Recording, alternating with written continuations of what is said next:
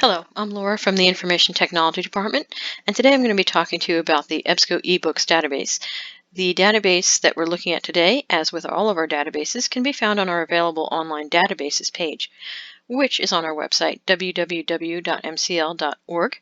What you'll do is you'll look under Resources and you'll look for Available Databases, or you can go to our virtual branch, which is linked on the main page, or you can look under branches and find virtual branch. Once you're on the virtual branch page, you can look for the link for all databases. So EBSCO eBooks, this is arranged alphabetically on this page, so we will scroll down to the E's, and you will see it listed here, the EBSCO ebook collection. It's separate from EBSCO Host, which we'll cover in another video. EBSCO Host is primarily a journal search, so you would be able to find magazine articles and peer-reviewed journals in EBSCO Host. eLibrary NJ, I'm going to point out down here, and Hoopla are two other databases we have that include ebooks. Both of those databases, eLibrary NJ and Hoopla, are databases that feature more current and popular fiction and nonfiction. The ebook collection we're going to look at today, the EBSCO ebooks, is more geared toward study and nonfiction collections as well as classics. So when we look at EBSCO ebook collection, which you would get to by clicking on this link, then you'll be asked to log in with your library card. Your library card number is on the back of the card underneath of the barcode. It's 14 digits long, and you'll want to enter all 14 digits without any spaces. When you get to the database, you'll see that you have a search box at the top, which will allow you to search by keyword, subject, author, title, whatever you'd like to do. You also will see on the right-hand side there's some highlighted sections. So this might be new items to the collection, might be ones that are quite popular. And from the first view we have here, you can see what I was saying is it's more geared toward an academic type of a collection, but there is some popular fiction in here, especially in the children's area, as well as classics. The other thing you'll see is underneath there's often a featured ebooks area, and it's usually a subject that rotates in and out. So right now they're highlighting the philosophy collection. On the left, you also can browse by category. We have broader categories, and then you have subject categories. So as you can see from the top here, we do have children's and young adult fiction and children's and young adult nonfiction. Now, there is a collection in here that ranges pretty much from the youngest readers all the way up through, of course, academic subjects. So it's appropriate for your kindergarten or preschooler. It's also appropriate for graduate students. Anybody who's curious about a subject and is just looking for a nonfiction book, you can pick it up in here as well. So as you can see, we have things in here like the British and Irish diasporas.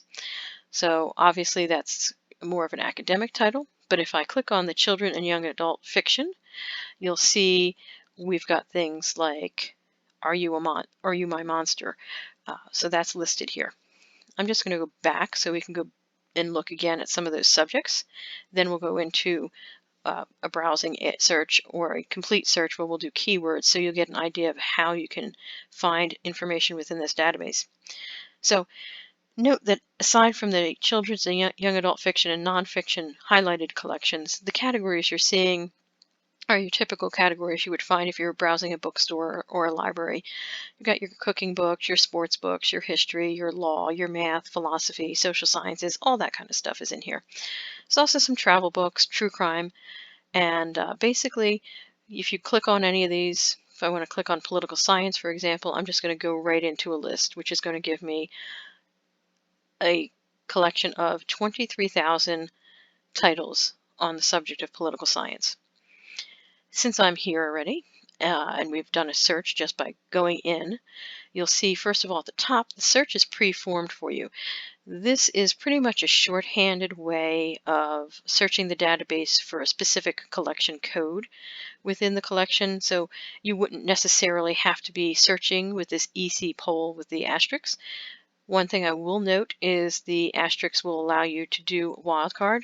So the particular subject we're looking for in here, or the collection code, it's pulling anything that starts with POL, which is pretty much the political science collection. Okay, so what we're going to see is on the left, you can refine your results. On the right, you can browse your search results. So what we can look on the left is you can set your limits. You can opt to go for a full text or download is available. You can also use the slider here to narrow your publication date. So for political science, 1840 to 2019 is a pretty wide range. If you're looking for a specific area, perhaps you were looking for something on the Gilded Age that you wanted published during the Gilded Age, you could narrow your publication date to just those specific dates. If you're looking for something more recent, you can move the slider and you can see as we're changing, the date is changing as well.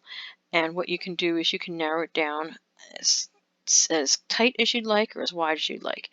So if I want to go in here and do 1998 to 2019, what you're going to see is it's going to automatically update for you. And you can see that most of the stuff is recent because that resulted in changing my results at the top. You now see it's 21,377. If I decide to do just the last 10 years here, you'll see that will reduce further. So now we're down to 13,324 titles that are available. Most of the titles, such as this Living with Oil and Coal, will have a full PDF text available. You'll also see the EPUB full text available. Now, if you want to, you can download the PDF full text and view that on any device that has a PDF reader, such as the free Adobe Reader DC software.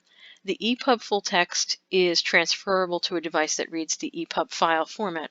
So, for example, if you have a Nook or if you happen to have a Kobo reader or some other e-reader that takes the EPUB full text format, you would be able to use that. You could also view an EPUB text file in Adobe Digital Editions. So if you've ever downloaded that to your computer, perhaps you've owned a Nook and maybe don't have it anymore, but you still have the software, you could use the EPUB full text. My suggestion is, unless you have a reader that specifically requires the EPUB format, stick with the PDF. One reason for that is the PDFs tend to be searchable. You can also see, as we're looking for this one to load, that you can print certain pages, you can email pages, you have a full text representation, and especially books such as the ones in this collection that are mostly nonfiction, you're going to have a lot of graphs, side boxes, all kinds of stuff in here that you're going to want to see in full color that will not transfer in the EPUB format as easily. So one thing you'll see is once the PDF opens up, you have the table of contents on the left, and you can just jump through those if you'd like. You'll also see there's a download link. So if you wanted to download just a chapter, you can download that specific chapter. If you want to save certain pages, you can click the Save Pages option at the top. If you want to email those pages or print them, you can do that as well.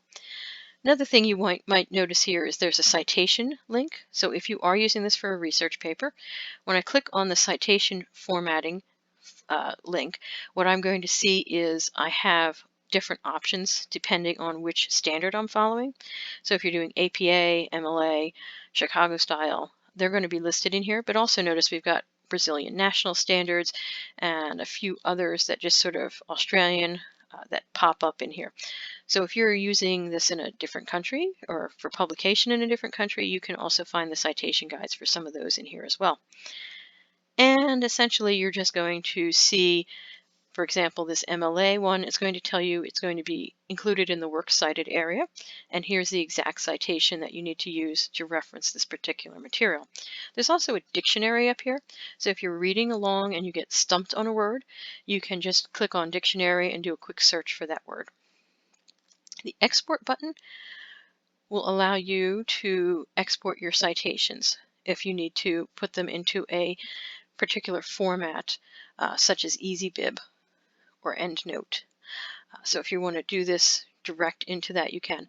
You can also opt to save this to Google Drive if you'd like to.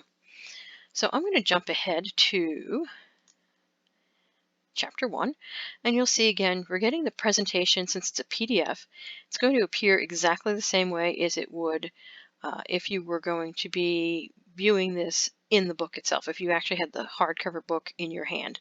So you're going to get the same text, font, size, all that kind of stuff is going to show up the exact same way as it does in print. So you can see I've jumped in here and I'm able to just scroll through the book as I want to. And here's an example, here's a photo. This is something that on the EPUB format, if you're on an EPUB reader that just does the e-ink, this is going to be a grainier photo. So you won't be able to use or view the photo as clearly. So if you're looking at this and it's a graph or some sort of other infometrics presentation, you're not going to see it as clearly as you would on the EPUB. So as I said earlier, that's one reason to opt for the PDF version. Another option I have is down here. I've got the page tabs, so I can just click through and see as I'm going through that I'm going to just flip through and read the book as if I were flipping a page back and forth. I can also just type in a page, so if I want to jump ahead to page 48, I can do that and hit enter, and it's going to take me right to page 48, which from my left you can see I've now moved into chapter 2 because page 48 is in chapter 2. So it's going to keep the navigation on the left along with what you're actually looking at on the right. There are some limitations you should be aware of. This particular one, you'll see it's saying you can do pages and it's not allowing you to download the book. That is set by the publisher, and if you look on the left-hand side where the contents are, right underneath of the title, you've got the author's name, the publication date, and the cover art. It also gives you the publisher permissions area. So in this particular case, you're allowed to print, email, or save up to 100 pages from this particular work. There is, however, no restrictions on copying and pasting text. So because, again, this is a PDF, if you are working on a paper and you happen to want to copy a quote over that you're going to use as one of your references or in a footnote, you can go ahead and copy that just by highlighting it the way you would any text in something like a web document or a Word document. And basically then at that point in time, you can right click, copy it, and then paste it right into the work your document that you're working on.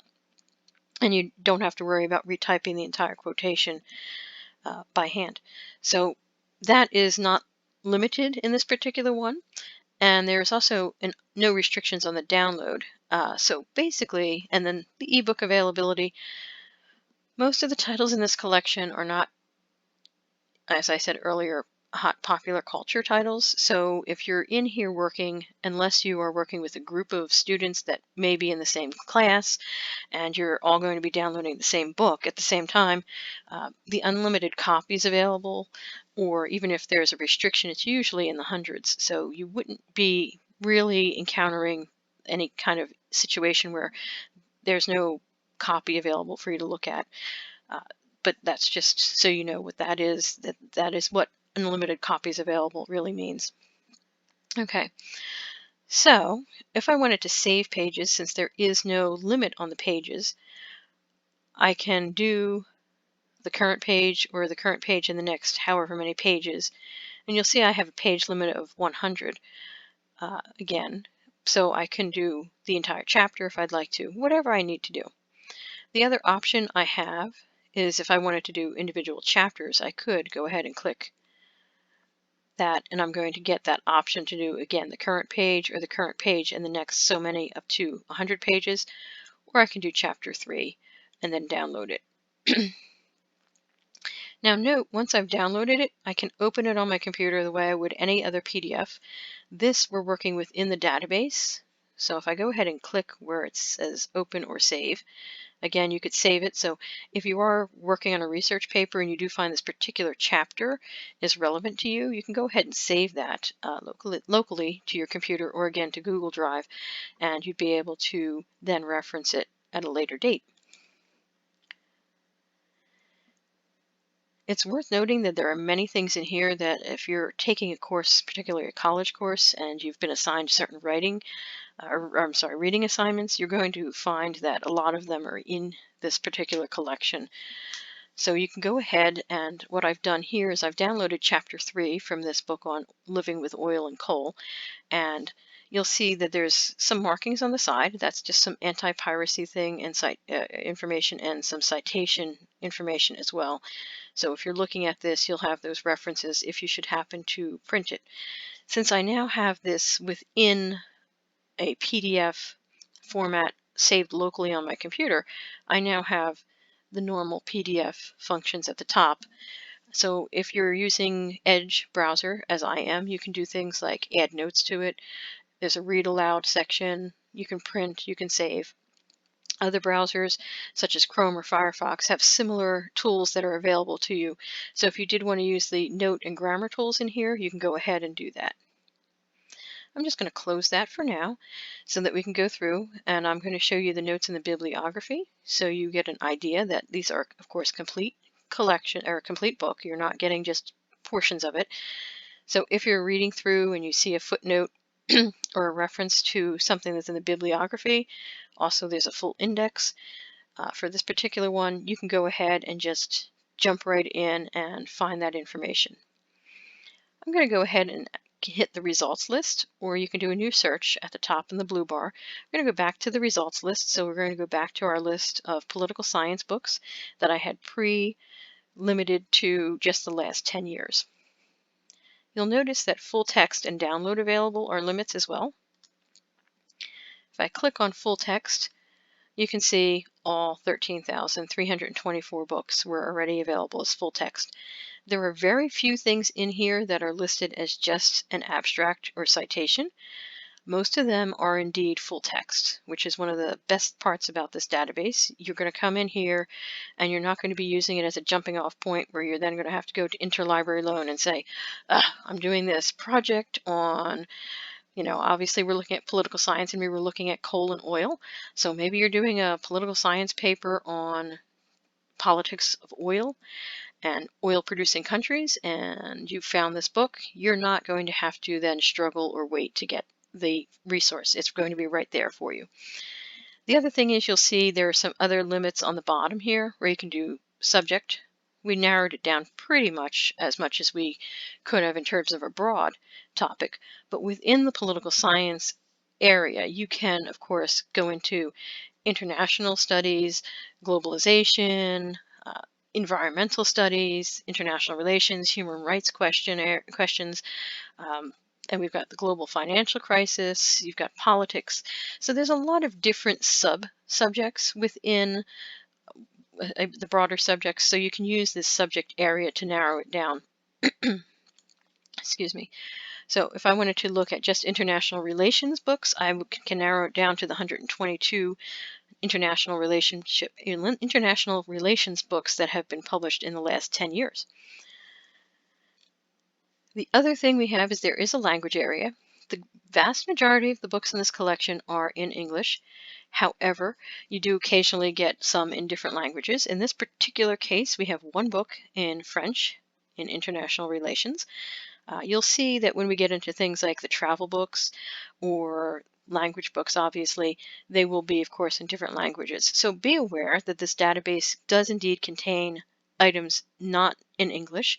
So if you do happen to know somebody who might be interested in perhaps teaching their child how to speak Spanish, and you're looking for books for children that are in Spanish so they can learn that language much the same way as you would learn English using a picture book or easy reader book, those will be available.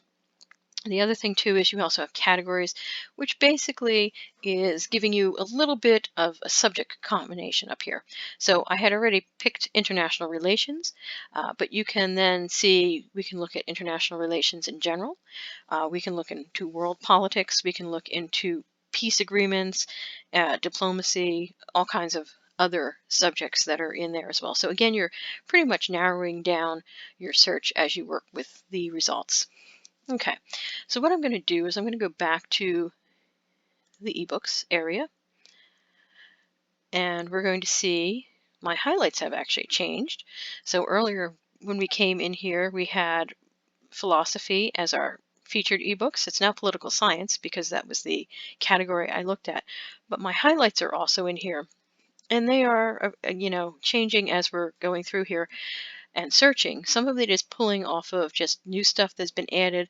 Others are locational, so they're going to be finding things that are geographically related to you. So that's why I'm getting information on the Sopranos and the history of New Jersey. So what you're also seeing is some things that are reflecting my previous search, which was about political science and international relations. And I was also looking through the children's books previously with you. So we're getting early childhood education books that are popping up, as well as books for children. So be aware that the right-hand side is, of course, something that changes a little bit as you work through using this particular database. Just to show you something that's a little bit more of a popular area, we'll go into the children's and young adult fiction, which we had looked at briefly earlier. And you can see again, we've got ebooks that are published with a wide range, 1894 to 2009. Again, you're probably not going to be narrowing it down too much in here. You might just be browsing if you're looking for something to read. So you should be aware, though, that there is a subject area here, so you could pick a particular subject that is of an appeal to your child or you. The other thing, too, is we do have that language. So I had mentioned you could find Spanish language books in here. There are 50 that are popping up in this particular search. So I'm just going to narrow by that since we had talked about that earlier. This particular one, number 3 here, is Maya and Annie on Saturdays and Sundays, and it also has the Spanish translation.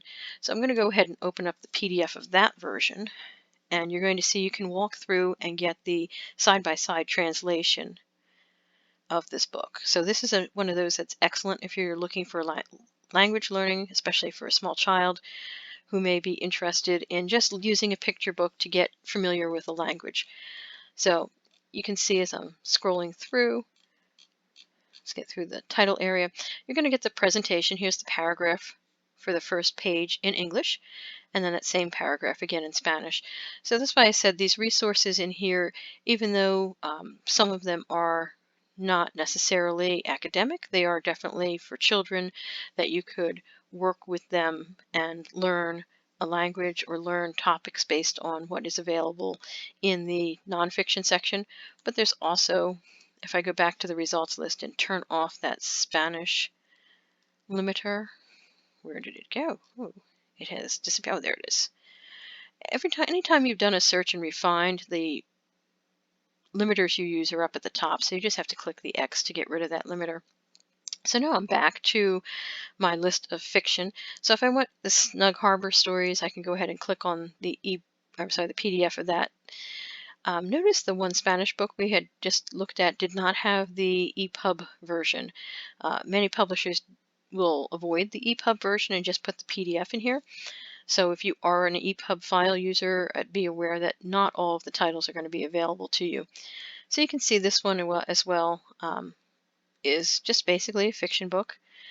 It's a picture book, cartoon presentation here for you, and you're going to be able to just flip through the book and read it on your screen. So it is entertainment as well as the educational books in here. I'm going to go back again to the eBooks main page, just so you can get a feel for what is available in the children's and young adults nonfiction area. So again, you're going to see it's going to give you underneath of the general, when you do a general search for nonfiction, it's going to give you an extra line underneath of the abstract, which is going to tell you what the subjects are covered in this particular book. So we're looking at STEAM jobs and architecture and construction, so that's giving you the subjects of careers, technology, how things are made, building, architecture, vocational guidance. So you're getting a list of different areas that this is going to cover in terms of the subject. I should have mentioned earlier that underneath of all of these, underneath of the abstract, I should say, is a table of contents. So if you're not sure about the book and you don't really want to click on PDF, you can get an idea of what the table of contents is. You could also then just jump into the book. So if you say, ooh, what's stopping internet attacks about? I can click on it and it's going to take me right to the particular section that we've looked at or we're interested in within that PDF. You're going to, of course, get the same presentation here that you got with the previous two examples we had looked at. Okay, going back again to the ebooks. Just a few things to look into while we're here. There are, I mentioned earlier, some classics in here. So you can look for those if you'd like by doing a search. And I'm going to look for, let's see, let's do A Christmas Carol.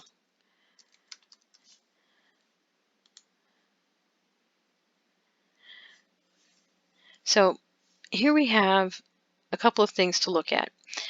I've done a search for A Christmas Carol, and what we're going to see is there are going to be different versions of the book that come up. The second one is actually the one that's credited to Charles Dickens, and that's going to be the full text of that particular book.